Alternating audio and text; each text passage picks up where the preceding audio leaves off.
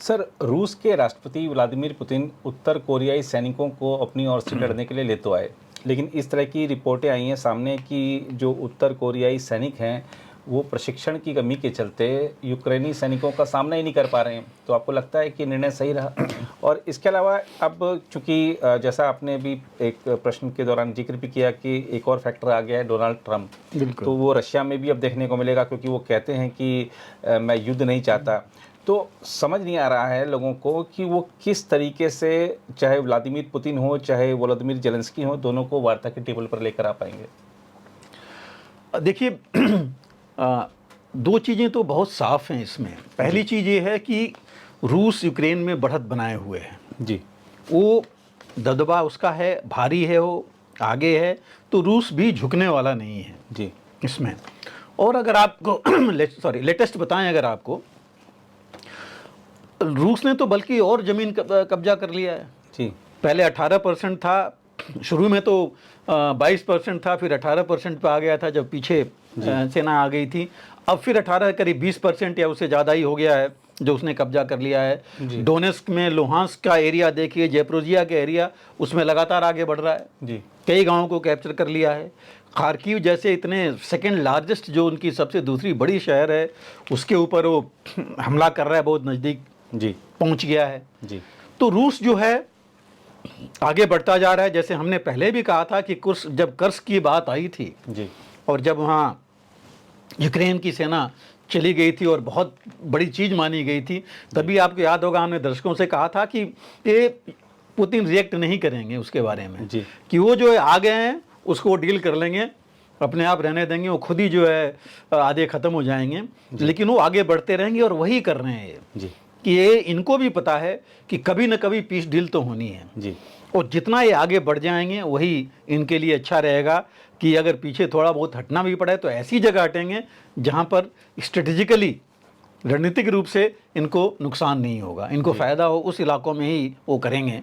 और जहां तक देखिए इनका है नॉर्थ कोरियन ट्रुप्स का, ये हमने पिछली बार भी बात किया था कि जब जून में पुतिन गए थे तो वहाँ उन्होंने एक उनसे एग्रीमेंट साइन किया था जो कि सिक्योरिटी ट्रीटी थी, नॉट एग्रीमेंट, ट्रीटी थी ये जी। और इस ट्रीटी में बड़ा क्लियर था कि ये कॉम्प्रिहेंसिव एक्चुअली सिक्योरिटी ट्रीटी थी जिसमें बड़ा क्लियर था कि अगर एक देश पर अटैक होता है तो दूसरा जो है मदद करेगा जी। और ये दोनों के लिए लागू होता है जी। कि अगर रूस पर है तो नॉर्थ कोरिया करेगा, नॉर्थ कोरिया पर होगा तो रूस करेगा जी। और उसमें कोई लिमिट नहीं है कि क्या है, सिर्फ हथियार एमुनिशन नहीं, ट्रुप्स भी जाएंगे जी। तो अभी उस ट्रीटी का ये फ़ायदा उठा रहे हैं जी। अब जो ट्रुप्स आए हैं, देखिए रिपोर्ट तो आई थी कि 10,000 से 12,000 ट्रुप्स आए हैं जी, लेकिन अभी भी उस समय तक किसी ने कॉन्क्रीट प्रूफ नहीं दिया था जी। अभी भी प्रूफ नहीं आया। इन्होंने जरूर कहा है कि देखे गए हैं, हमसे लड़ाई हुई है, इतने मारे गए हैं जी, लेकिन अभी क्लियर उन्होंने बताया नहीं है। लेकिन दो चीज़ें बहुत साफ हैं, एक, नॉर्थ कोरियन ट्रुप्स आए जरूर हैं रूस में जी, और उनकी ट्रेनिंग चल रही है जी। तकरीबन कहा जा रहा है कि 11 से 12,000 के आसपास हैं, जिसमें कि 500 तो ऑफिसर्स हैं उनके जी, 3 शायद जनरल्स भी हैं, जनरल लेवल ऑफिसर्स हैं जो कि आए हुए हैं। नेचुरली इतनी बड़ी सेना आएगी तो हमारे यहाँ मान लीजिए डिवीजन से ऊपर के हिसाब से है जी, तो जरूर उसके साथ बाकी ऑफिसर्स या जनरल्स आएंगे ही। वो आए हैं और इनकी ट्रेनिंग चल रही है जी,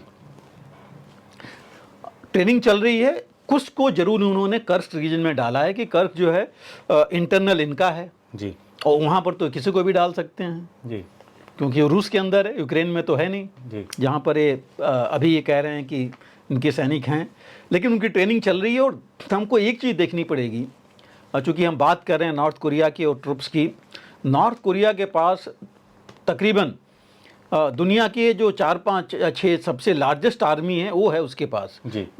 मेरे ख्याल से 11-12 लाख उसकी, 10-11 लाख की उसकी वो होगी सेना जी।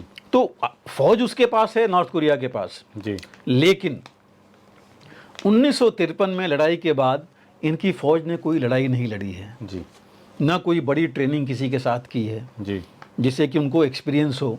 इनकी मैक्सिमम ट्रेनिंग जो 20 साल के आसपास के, आपको पता है वहाँ तो कॉन्स्क्रिप्शन है जी हर एक को सेना में आना पड़ेगा, जी तो वहाँ पर इनकी ट्रेनिंग मैक्सिमम जो नॉर्थ कोरिया में माउंटेन्स हैं उसमें है। जी प्लेन्स और मैकेनाइज्ड वारफेयर में बहुत ज़्यादा ट्रेनिंग इनकी नहीं है, जी तो वो ट्रेनिंग जरूर चल रही है यहाँ पर। और उसी के लिए मुझे लग रहा है कि कुछ उनमें से इन्होंने जरूर कर्ज में डाले होंगे, कम ट्रेनिंग दी होगी, 4-5 हफ्ते की ट्रेनिंग दे करके। तो कहा यह जा रहा है, जो रिपोर्ट्स आ रही हैं और एक खास करके वेस्टर्न मीडिया की हैं, आप इसकी वॉशिंगटन पोस्ट की भी है और एपी की भी है, तो दोनों न्यूज़ ये कहती हैं कि ये जो हैं ये कमज़ोर भी हैं जी जो ये सैनिक इनके हैं, और ये अच्छी तरह ट्रेन नहीं है फिजिकली, मतलब फिजिकली भी वीक हैं, और पूरी तरह इक्विप्ड भी नहीं है, इक्विपमेंट इनके पास नहीं है जी। तो इक्विपमेंट ऑफ कोर्स, कुछ फोटोग्राफ्स भी मीडिया में आई हैं जिसमें दिखाया जा रहा है कि नॉर्थ कोरिया के सैनिक सामान कलेक्ट कर रहे हैं, अपना इनके स्टोर से ले रहे हैं, तो वो भी है। लेकिन इसके हम में अगर देखा जाए तो देखिए 10-12 हज़ार रूस तो कहीं से भी लेगा, और पुतिन जो है 2 बार ऑलरेडी मोबिलाइजेशन कर चुके हैं जी और इस दूसरे मोबिलाइजेशन के बाद उनके देश में उनके खिलाफ आवाज़ उठ रही थी, जी कैजुअलिटीज़ भी काफ़ी हुई हैं, जी। तो उनको तो ट्रुप्स चाहिए, और मुझे लगता है कि वो तीसरा मोबिलाइजेशन नहीं करना चाहते हैं। जी तो उनको ये लगा है सबसे अच्छा है कि आप नॉर्थ कोरिया, और चूंकि ये मंगोलिया भी गए थे, जी। हो सकता है मंगोलिया से भी ले आए ट्रुप्स, जी अभी नहीं बाद में आ सकते हैं अगर ज़रूरत पड़ी तो। जी यहाँ कहीं ट्रेनिंग कर रहे हैं, जी वो हो सकता है वेस्टर्न मीडिया को पता नहीं है, बाद में आएगा, तो वो नहीं चाहते हैं कि अभी मोबिलाइजेशन करें, इसलिए वो बाहर से ट्रुप्स ले रहे हैं। और इससे जो है फ़र्क जो है कई जगह पड़ेगा।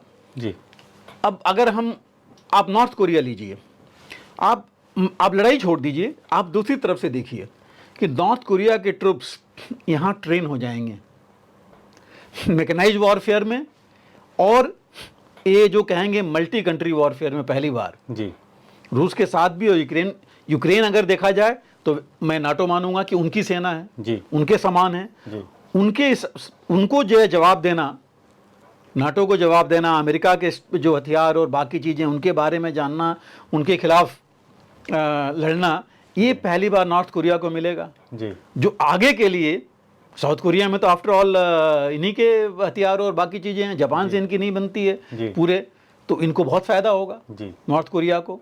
जी भले कुछ कैजुअलिटीज़ हैं, मैं उनकी, वो तो अलग की बात है, वो मैं एक्चुअल लड़ाई पे नहीं भी जा रहा हूँ, वो तो जब होगी तब, बट मैं इनकी बात कर रहा हूँ। तो आप समझ सकते हैं कि ये ज़्यादा फ़ायदा नॉर्थ कोरिया को हो रहा है इसमें, कि इनको मॉडर्न वॉरफेयर जो अभी तक इनका सामना नहीं हुआ था उसमें जो है ये मिल जाएंगे।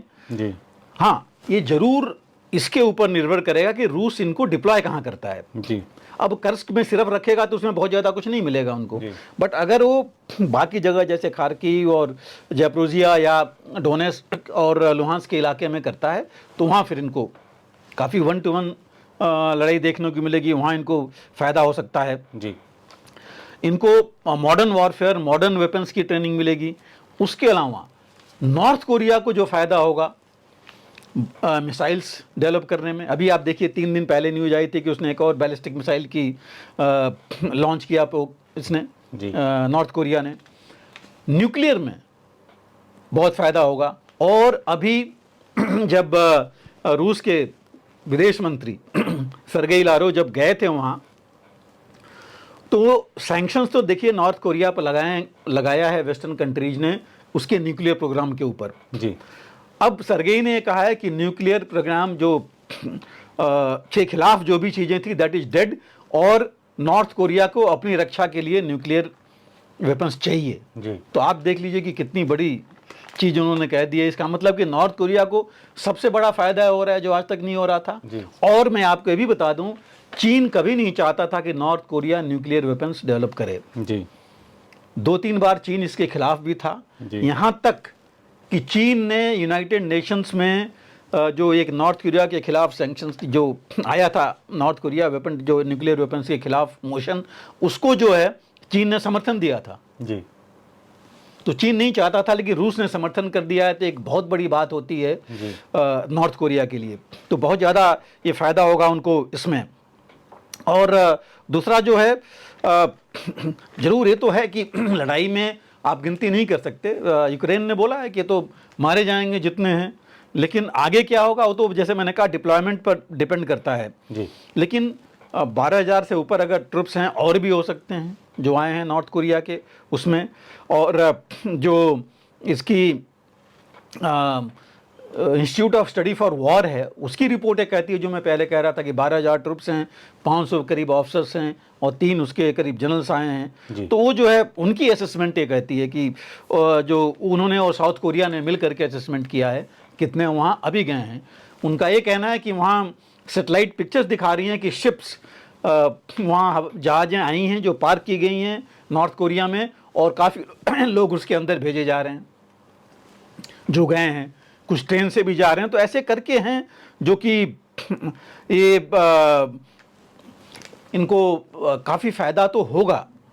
रूस को कितना होता है ये तो अभी नहीं पता लगेगा, बाद में पता लगेगा कि जब ये जाते हैं या उनके क्या क्या चीज़ें एम्प्लॉयमेंट के बाद क्या कर पाते हैं, क्या झेल पाते हैं, तब पता लगेगा जी। लेकिन नॉर्थ कोरिया का ये पहला नहीं है। देखिए नॉर्थ कोरिया वियतनाम वॉर में भी, वियतनाम की लड़ाई में नॉर्थ कोरिया ने पायलट्स वहाँ दिए थे अपने जी, वहाँ पर भेजे गए थे। इजिप्ट में जब यम किपुर लड़ाई हुई थी 1973 में, वहाँ भी नॉर्थ कोरिया ने अपने ट्रुप्स वहाँ भेजे थे। तो भेज चुका है, लेकिन इस तरह की जो चीज़ें हैं वो अभी इस तरह से नहीं हुई हैं।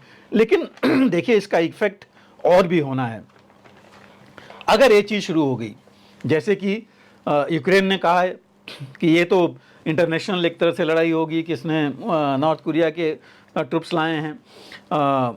G7 में अभी G7 का स्टेटमेंट आया था कि ये तो बिल्कुल ही जो है डेंजरस सिचुएशन हो गई है वर्ल्ड में, कि इस तरह की ये लड़ाई यहाँ चल रही है, इस तरह जो नॉर्थ कोरिया के ट्रुप्स आए हैं इनके बीच में। रूस का ये कहना था कि कई जो है नाटो के जो ट्रुप्स वहाँ मिले हैं यूक्रेन में जी। कुछ तो आपको पता है, कुछ मारे गए थे जो कि भेजी भी गई हैं जिनकी बॉडीज़, तो वो भी वहाँ चल रहा है और एक थ्रेट बन जाएगा नाटो के लिए जी।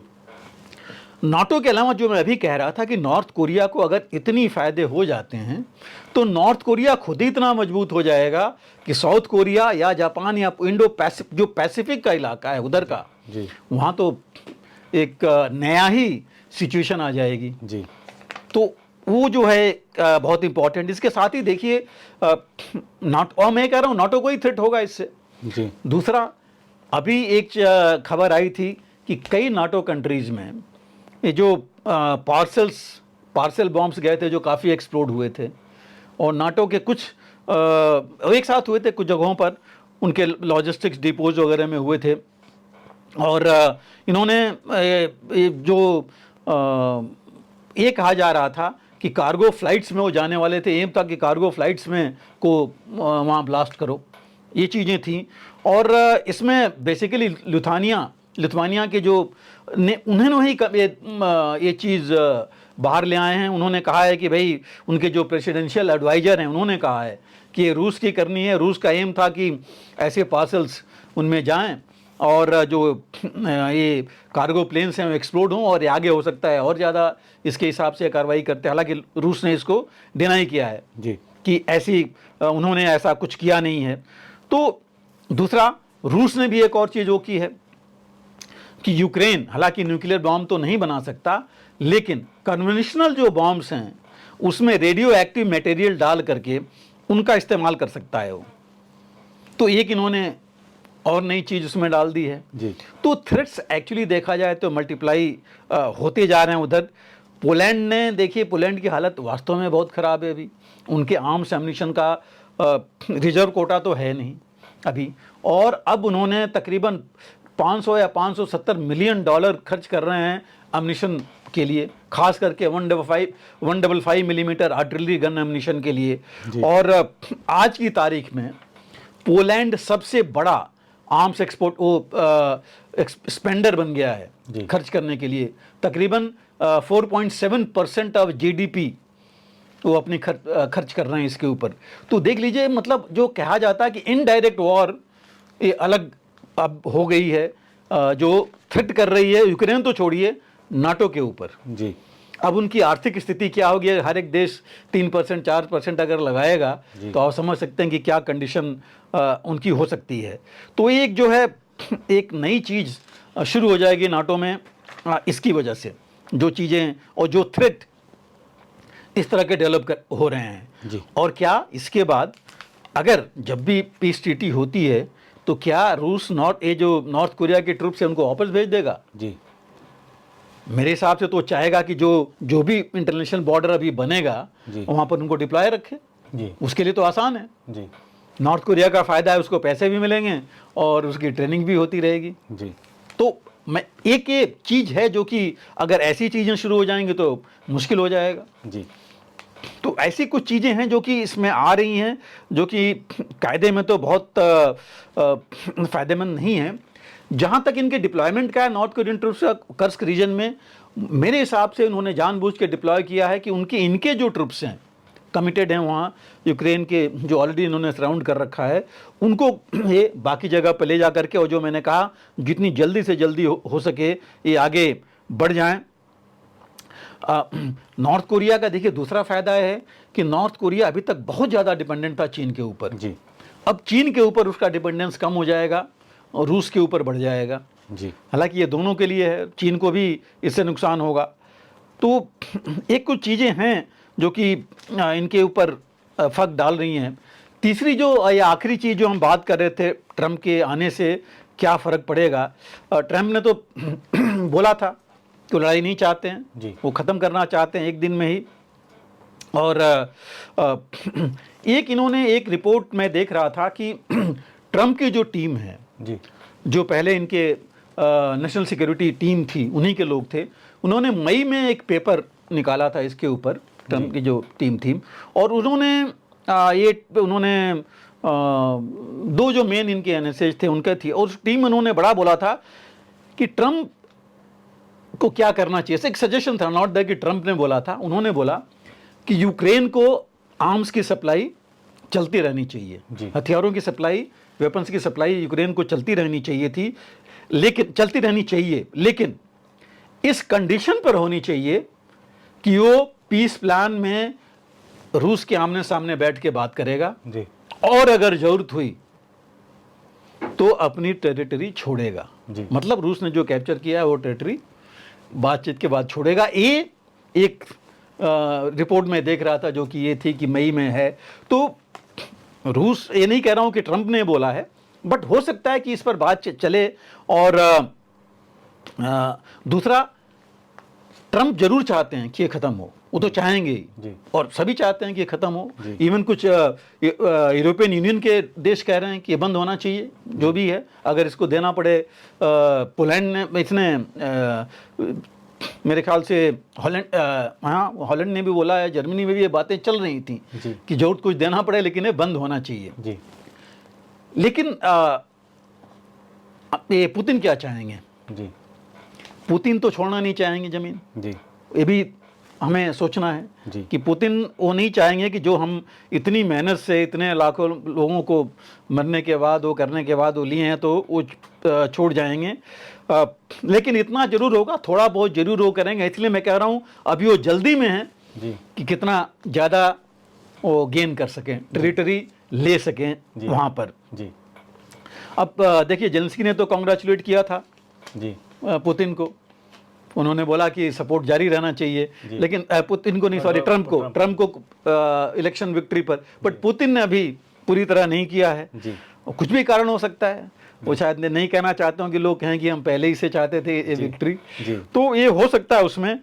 लेकिन रूस ने ये जरूर कहा है कि नई अपॉर्चुनिटी है अमेरिका के साथ हमारी संबंध सुधारने की। उन्होंने उनके दमित्री हैं जो कि सीईओ हैं ये रशियन सॉवरिन फंड के, बहुत बड़ा फंड है, लार्जेस्ट, मतलब एक तरह से देखा जाए तो वर्ल्ड में, तो उसके वो सीईओ हैं। उन्होंने बोला है कि new opportunities to reset relations with America. तो कहीं ना कहीं मैं ये कहूँगा कि रूस में ये बात जरूर चल रही है कि अच्छा मौका आया है संबंध सुधारने का अमेरिका के साथ और अपने को आगे ले जाने के लिए। देखिए, पुतिन भी कहते आ रहे हैं कि वो जो है बातचीत के लिए तैयार हैं बिना किसी प्री कंडीशन के। जी, ये कंडीशन नहीं लगनी चाहिए, और ख़ास करके टेरिटरी की वो ये भी चाहेंगे कि उनकी सिक्योरिटी की गारंटी हो। जी, नहीं तो ये जैसे पहले था, जब विभाजन हुआ था कि नाटो नहीं आएगा, लेकिन नाटो इतने देश आ गए, 30-32 देश हो गए उसके अंदर, तो भी गारंटी चाहेंगे। और वो ये भी मेरे हिसाब से गारंटी चाहेंगे, मेरी सोच है उसमें, कि यूक्रेन नाटो का मेंबर नहीं बने जी, या रोक के रखा जाए। जी, तो ये चीज़ें चाहेंगे, और शायद हो सकता है कि इस बात पर वो एग्री कर जाएं। मैं ट्रम्प डील कहूँगा जो इसमें आ सकती है। ये बात जब भी हो, लेकिन ये मान के चलना चाहिए कि 20 जनवरी तक मुझे लग रहा है कि पुतिन भी एक फास्ट पेस पर चलेंगे कि वो अपने टेरिटरी जितना वो ले सकते हैं ले लें, कि बाद में अगर बैठ के बात करनी हो तब तक वो बहुत और ज़्यादा मजबूत स्थिति में रहें। जी, बिल्कुल सर। अगर आप भी लेना चाहते हैं देश दुनिया की तमाम जानकारी तो आज ही सब्सक्राइब करें हमारे चैनल को। साथ ही नीचे दिए बेल आइकन को जरूर दबाएं ताकि हर अपडेट आप तक पहुंच सके।